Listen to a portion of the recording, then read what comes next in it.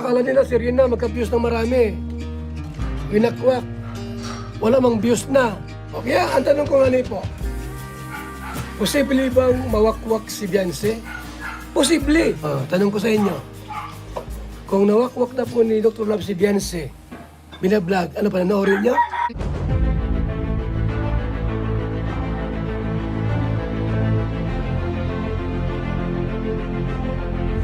Ayun, shoutout guys, muli po, welcome to my YouTube channel. Ito po si Kuya July, ang inyong katugang, ang inyong kalingap na muling buwabati po sa inyong magandang araw, magandang gabi.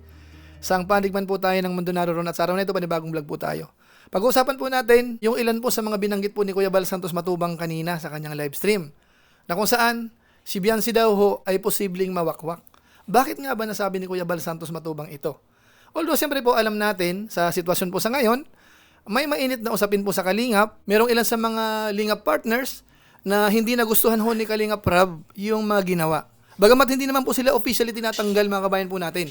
Kaya kung sakasakaling marinig po natin na sila daw po ay hindi naman umalis, sila daw po ay tinanggal, ay kayo na po bahala. Basta sa natatandaan ko ho hanggang ngayon, wala namang official announcement ang Kalingap na sila po ay tinanggal na. Pero ina-assume natin na sila po ay wala na kasi nag-claim na po sila na sila ay wala na sa Kalingap. Sana po maliwanag po yon. Ngayon po ang topic po natin dito, sabi ni Kuya Bal Santos Matubang sa kanyang live kanina, si Beyonce daw po ay posibleng mawakwak. Gaano po katotoo yun? O kaya, ang tanong ko nga po, posible bang mawakwak si Beyonce? Posible. So ayun po mga kalingap, posible daw po, sabi ni Kuya Bal Santos Matubang. Bakit nga ba nasabi ni Kuya Bal Santos Matubang yan? Ito panoorin po natin. Sino ang unang naging collab team ni Ido? Sagot. Sagot po. Sino po ang unang collab team ni Papa Ido? Erika. Nasaan si Erika ngayon? Tanong. Nasaan si Erika? Di ba nawakwak yon ng kapatid? Di ba? Sino pa po? Rina. Nasaan si Rina ngayon? Nasaan? Sagot. Nawakwak din. Sheena. Nasaan si Sheena ngayon? Yan ang sabi ko sa inyo. Kulang kayo sa research. Bakit po nangyari yon? Bakit po nangyari yon? Dahil si Ido po may nunal sa puwit. Pagkabalas naman, pagka may nunal sa puwit. So ang title ko dyan, pamagat ng aking live, Beyonce, posibleng mawakwak. Bakit po? Lahat ng naging collab team ni Ido, nasaan sila ngayon? Sinasabi ko sa inyo ay, parang may sumpa si Papa Ido. Pagkamalas naman ang mga collab team ni Papa Ido. So yun po mga kabayan po natin, yun po lang pagbabatayan po ni Kuya Bal Santos Matubang, yung mga nakapartner po ni Kalingap Edo, kamukha po ni Erika, ni Reyna, ni Sheena. Sila daw po ay mga nawakwak, sila po ay wala na po dito sa Team Kalingap. Bakit daw? Kasi daw po si Kalingap Edo ay may nunal sa puwet. At lahat daw po ng nakalab team po ni Kalingap Edo ay mga nawakwak, mga kabayan po natin. Ngayon ang tanong, sino naman ang pupwedeng mga wakwak po? Kina Beyonce, mga kabayan po natin. Pakinggan uli natin si Kuya Bal Santos Matubang. Pag nawakwak ba ni Dr. Love si Beyonce, panonoorin niyo pa rin ba? Daw po, kung mawakwak ni Dr. Love si Beyonce, manonood pa kayo kay Dr. Love? Kay Beyonce? Daw, tanong ko sa inyo, kung nawakwak na po ni Dr. Love si Beyonce, binablog, panonoorin niyo? Ha? Panoorin niyo! Ba't hindi na? Panoorin niyo!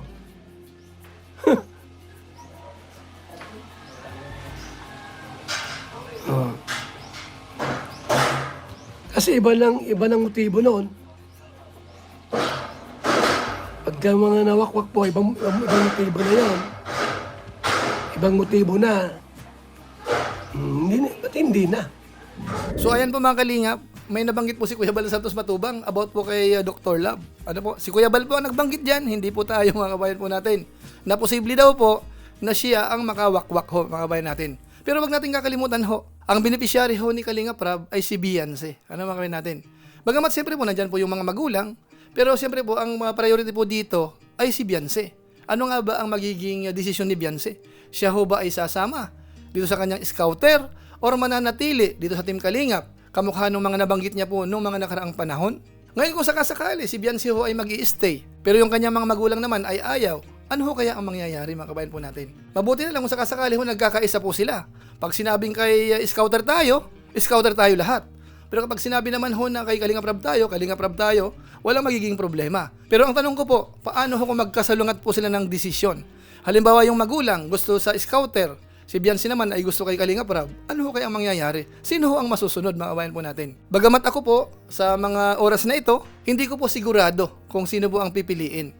Bagamat sa mga live po nila, napapansin natin, sinasangkalan na po ang pangalan ng tatay. So kung yun po ang pagbabatayan po natin, may konting sinyalis na. Ano po? Pero siyempre po hanggat hindi po yan nako-confirm o kaya nagpahayag na sila ng kanilang desisyon, ayaw muna nating maniwala. Abangan po natin yung tamang panahon po dyan. At ako po'y umaasa kasi naging maganda po ang samahan eh.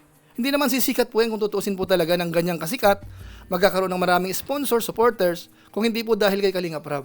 Kaya sabi nga po ni Kuya Bal Santos Matubang, ang trending ho ay hindi naman yung scouter, kung hindi si Kalinga Prab. Panoorin po natin ito. Akala nila si Rina magka-views ng marami. Winakwak. Wala mang views na. Oh. Alam nyo ba na si Kalinga Prab lang po makakapag-views sa mga binablog ng Kalinga? Ang iba kahit ngayon nga ni po, di ba? Binablog ni Doc si Beyonce. Ilan yung manonood lang? Konti lang baga manonood. Wala bang 100,000. Kapag si Kalinga Prab ang nagbablog, higit 100,000. Na million pa nga eh. Ano? Patunay naman patunay. Prueba. Binablog ni Dr. Love si Beyonce ngayon. Ilan yung views?